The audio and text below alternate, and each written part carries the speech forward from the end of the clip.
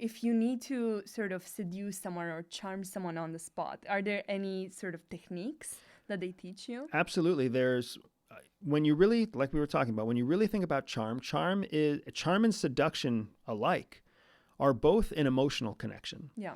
So I don't want you to think of it in terms of a sexual connection. Sexual connections are real and sometimes those exist. But I would venture to say that the average person has really only had maybe 2 or 3 moments in their entire life where they connected with somebody immediately sexually. But we've had hundreds of interactions where we've connected with people emotionally. And those people go on to become friends, or they go on to become boyfriends or girlfriends, or they go on to become, you name it, right? Yeah. Colleagues, partners in businesses. Yeah. Emotional connections are so much more common and so much more easy to create artificially than sexual connections. To actually find 2 people who are so incredibly sexually dynamic at the same time in the same place, that is a hard thing to do. So when it comes to seduction, when CIA trains us to seduce, when they train us to connect, it's not necessarily about the sex. It's never really centered around the sex. It's centered around the emotional connection. And how do they do that? You can learn someone's emotional state in the moment if you use assessment techniques, awareness techniques, body language, verbal intonation. There's a lot of skills that go into it. It's not difficult, but there are skills that go into it. So you can understand where they are standing. Are they coming from a place where they are angry at their core? Are they coming from a place where they are comfortable? Are they coming from a place where they feel threatened? And if you can connect on whatever those topics might be, then what ends up happening naturally is that person starts to feel like you and them are the same. And you need the target to feel that similarity, because it turns into something called trust, right? When they see in you that you are a reflection of their emotional state, they start to trust you because they subconsciously start to assume that you and them are going through the same emotional experience. This is why women who are breaking up oftentimes make friends with other women who are breaking up. Yeah. Have you ever had a moment where you're going through something difficult and then you meet somebody new and they're going through something difficult, and you're like, instant connection. And you're so surprised. You're like, I can't believe I met you at this one moment of all the people to meet. You're the one I met. No. At any given moment, hundreds of people are going through all sorts of different emotions. Yeah. It's just that you aren't always going through the same emotion that they are. Yeah. Trained intelligence officers, we change our emotional state to match your emotional state. How do you do that? Are there some practical techniques? It's all fabrication. That's what we call artificial relationship building. So as an example, if you and I were having a conversation and I wanted to get you to believe that I was in the same emotional state as you, first, I would ask questions. I wouldn't tell stories. I wouldn't talk. I would ask you questions. Where are you going? How was your day? Tell me how you felt about this. Tell me how you felt about that. I would validate your feelings. So if you were to say, oh, it's kind of a shitty day, it's gray, and my energy's low, I would validate that and I would say, oh, I agree. On gray days, my energy is always low too.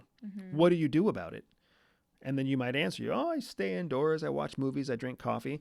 What's your favorite coffee shop? Oh, I really like this coffee shop that's down the street. It's called whatever, the Barista Brothers. And it's in Borough Market in London. Oh, I've heard wonderful things about that place, right? What do you drink when you get there? What I'm doing here is I'm collecting information about you. I'm eliciting through open questions and closed questions. I'm eliciting you to give me information, but I'm not giving you any of my information. The only information I'm sharing about myself is a reflection of what you've already told me. You like that coffee shop? I like that coffee shop. You get tired in the gray? I get tired in the gray. But because of the elicitation, because of the way the conversation is being structured, it doesn't feel like I'm just agreeing with you. And what is elicitation? Elicitation is a process where you indirectly collect information about another person, meaning you know that you're collecting that information. You know that you are presenting questions in a way that will elicit a response, but the person that you're talking to doesn't know that's what you're doing. So in this interview, this is not elicitation. Yeah. You ask me questions, I answer your questions. During elicitation, you learn other things about a person. Would you like to do an elicitation exercise? Yeah, sure.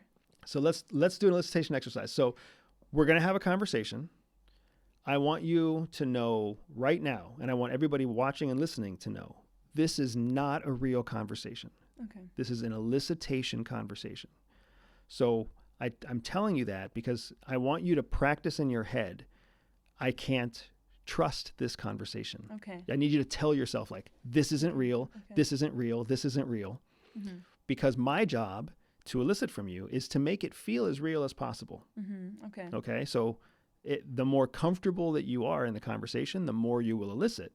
So I'm telling you this because I want you to try to resist. Okay. And I'm telling everybody watching this because they will be able to see your body language, your facial expressions, and they'll be able to see how much you're resisting or if you start to believe the conversation is real. Okay. So I should resist giving you information? No. Okay. I don't want you to resist giving me information. Okay. I want you to remember that this conversation we're about to have, it's going to feel like we're really friends. Okay. But we're not. Okay. I am trying to take information from you, Yeah. okay? All right. Francesca, how are you today? I'm all right. Thank you. How are you? I'm well. So we were talking before we came on camera about the fact that you go home often. How often do you go home?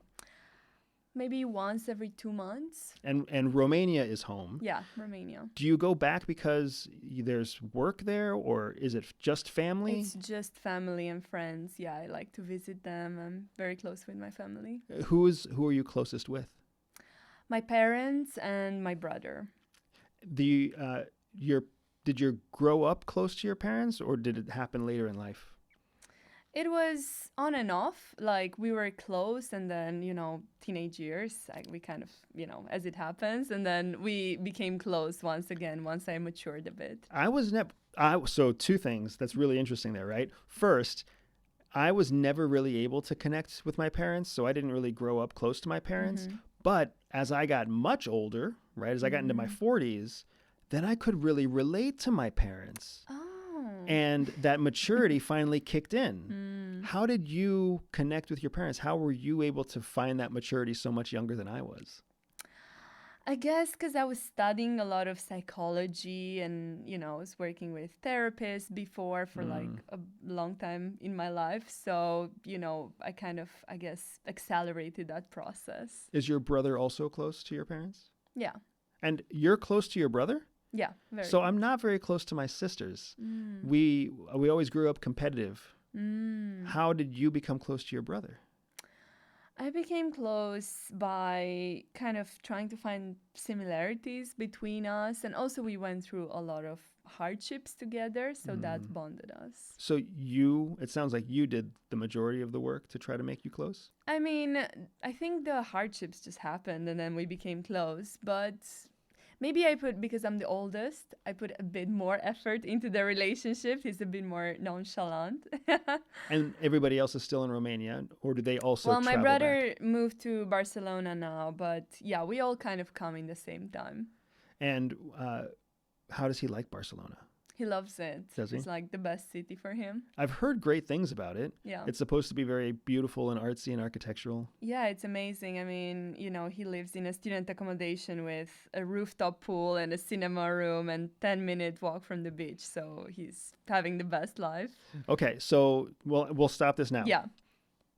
How much did you find yourself struggling to remember that wasn't a real conversation? Yeah, definitely. I had to keep reminding myself, like, wow, that's really interesting. We're connecting. But I had to remind myself, like, oh, this isn't real. This isn't real. We're not connecting. Yeah. I was there exclusively just to learn information about you. So let me tell you what I elicited from you. Yeah. Because remember, I didn't ask these things directly, but this is what I learned from you just talking. Yeah. Okay?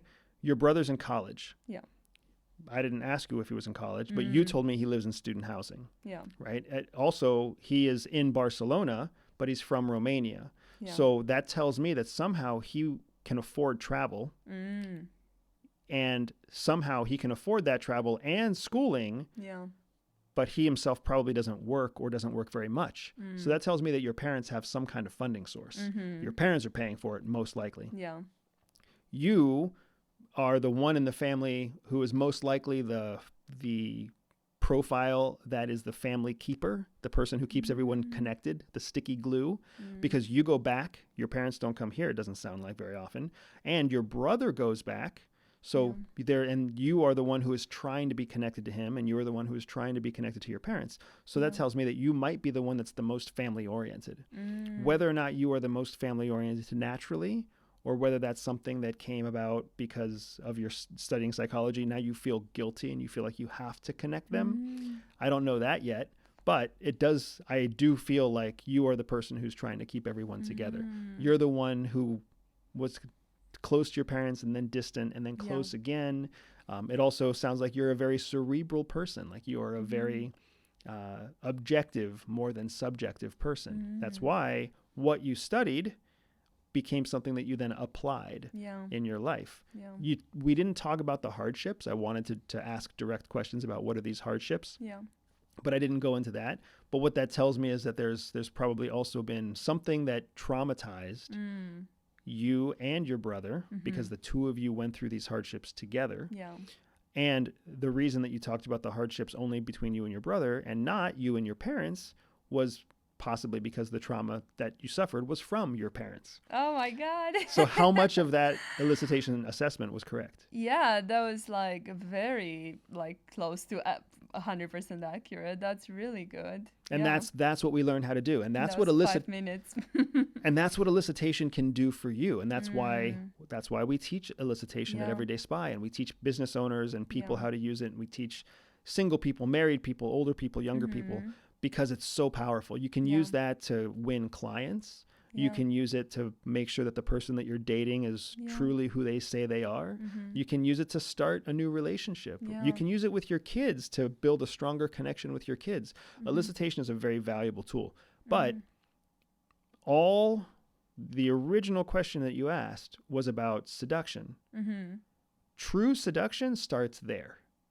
True seduction starts with a conversation that is an elicitation conversation, where we start to understand the values that the target experiences, what they care about, and then we replicate those values back. Because when you replicate values back, it subconsciously translates to, I can trust this person, which subconsciously translates to, I can trust this person with my body. Super fascinating. And you're kind of having a read, on people as well, like you're reading people. Are there any other techniques you use to read people? Body language is a great one. So if you go back to our elicitation exercise, and I'm going to encourage you to do this, and I'll encourage everybody listening and watching, and maybe in the edit, I want you to do this too.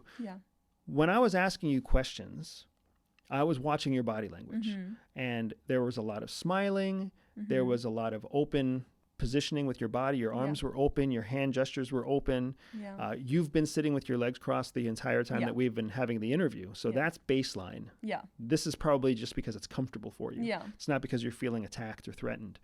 But most importantly, I was asking you these questions about your past, and you kept looking to your left. And you look to your left. For most people in a Western society, you speak English, obviously. I believe Romanian is read from left to right. So when you're talking to somebody in a Western society, they read the same way that they see a chronology. They see a timeline. When most of us, if I ask you to visualize your childhood, most people are going to think of their childhood on this side. And then they grow in this direction, because that's the same way that you read, from left to right. So when you know that that's how people read, you can also trust that that is how they will view a chronology. So then when you ask them questions about time, when you ask them to remember their childhood, they should look to the left. When you ask them to remember anything other than today, they should look to the left. When you ask them about the future, you should see their eyes look to the right. When you ask them to create something that isn't a memory, they should look to the right, right? So that's what I was doing with you during our elicitation. And you'll see that in the playback. You'll see how I ask you a question about childhood or about the past, and you look to the left. And that's how I know that you're being honest, but it's also how I can see that we are connecting. Yeah. Even though I told you don't connect with me, yeah. I could still see. I couldn't help it. Yeah. And what if someone is lying, for instance? Would that mean they're looking to the right? Exactly right. So if, again, I'm specifically talking about a person who is based in a Western culture. Because if it's an Eastern culture where they read from right to left or they read from top to bottom, you have to adjust your expectations. You have to look for people looking up when they're thinking about their childhood. Yeah. Or if they read from right to left, you have to think about a culture where they look to the right. And you have to adjust yourself to the person. But since most people watching this are speaking English or they speak English, they're probably coming from the same background as you and I. So the brain has two hemispheres. It has a left quadrant or a left hemisphere and a right hemisphere. Your left hemisphere is your logical hemisphere. Yeah. Your right is your creative hemisphere. Well, what that means is when you're accessing the left side of your brain, when you're accessing the fact-based logical part of your brain, your eyes actually move in the same direction as that hemisphere. So if I ask you a math question, you'll probably look to your left to figure it out. You just did. Yeah. Yeah. But when I ask you to invent something new, you're going to look to your right, right? If I were to ask you to be like, hey, name your perfect man or describe your perfect man, you would probably look to the right and be like, he would have this and he would have that. Because you're tapping into that creative half of your brain. So that's another way that you can kind of start to understand how people work. Now, with all what I'm giving you are called micro expressions. Yeah. Micro expressions are not fully reliable until you understand the person's baseline. There are some people who naturally look left when they're being creative, and there are some people who naturally look right when they're being logical. So you can't, it's not a cheat sheet for all people. Yeah. But it helps you understand the person that you're talking to, and you can test them in advance. You can ask them truth-based questions. Yeah. You know, what's your middle name? Oh, my middle name is North. And then now if you know their middle name is North and they look to the right, that's giving you information like, oh, that's their truth quadrant. That's where they look when they're telling you the truth. How old are you? Oh, I turned 45 last year. They did it again. And you know they're 45. That's another indicator of truth. Yeah. So you might be dealing with somebody who's atypical, but still consistent.